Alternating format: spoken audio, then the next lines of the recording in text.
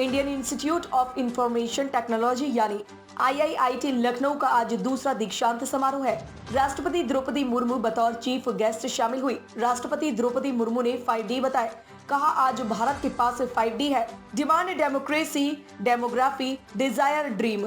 यह 5D हमारे विकास की यात्रा में अत्यंत लाभकारी होंगी। हमारी अर्थव्यवस्था जो एक दशक पहले 11वें पायदान पर थी, आज 5वीं बड़ी इकोनॉमी है। साल 2030 तक तीसरी बड़ी इकोनॉमी बनने की राह पर है। राष्ट्रपति ने कहा, आर्टिफिशियल इंटेलिजेंस के साथ इमोशनल इंटेलिजेंस का भी ध्यान दे।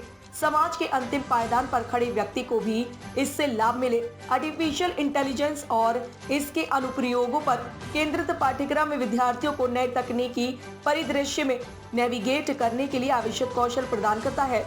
मुझे ये जानकर खुशी हो रही है कि आईआईआईटी लखनऊ समाज और उद्योग जगत के सामने आने वाली चुनौतियों के निदान, समय के साथ उपजी मांगों के लिए विद्यार्थियों को तैयार करने के लिए प्रतिबद्ध है। एआई मानव जीवन के लिए महत्वपूर्ण साबित हो रहा है। हेल्थ केयर, एजुकेशन और स्मार्ट सिटी में एआई और मशीन लर्निंग के फायदे हो रही हैं। आज भारत चौथे इंडस्ट्रियल रेवोल्यूशन का न केवल महत्वपूर्ण हिस्सा है, बल्कि एआई के साथ अन्य टूल्स पर भी काम कर रहा है। भारत सरकार भी एआई के प्रति मिशन सेंट्रिक तरीके से काम कर रही है। यूपी सरकार भी यहाँ के प्रमुख शहरों को एआई हब के रूप में डेवलप कर रही है।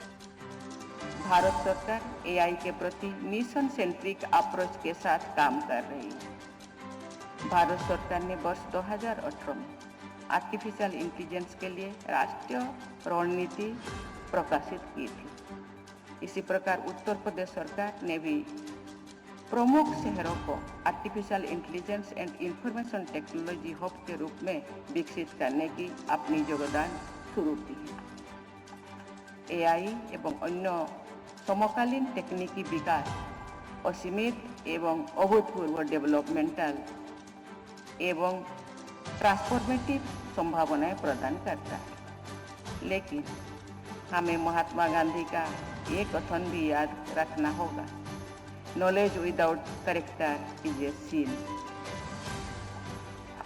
ये आवश्यक है कि एआई प्रयोग के साथ उत्पन्न हुई नैतिक दुविधाओं का निराकरण सबसे पहले, चाहे ऑटोमेशन के कारण उत्पन्न हुए रोजगार की समस्या हो या आर्थिक असमानता की चौड़ी होती खाई हो या फिर एआई के परिणामों में आने वाले मानवीय पूर्वाग्रह, हमें हर समस्या के लिए रचनात्मक हल ढूंढने होंगे।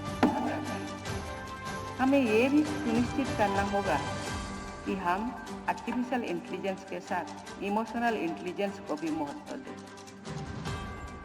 हमें ये याद रखना होगा कि एआई साध्य नहीं बल्कि एक साधन है,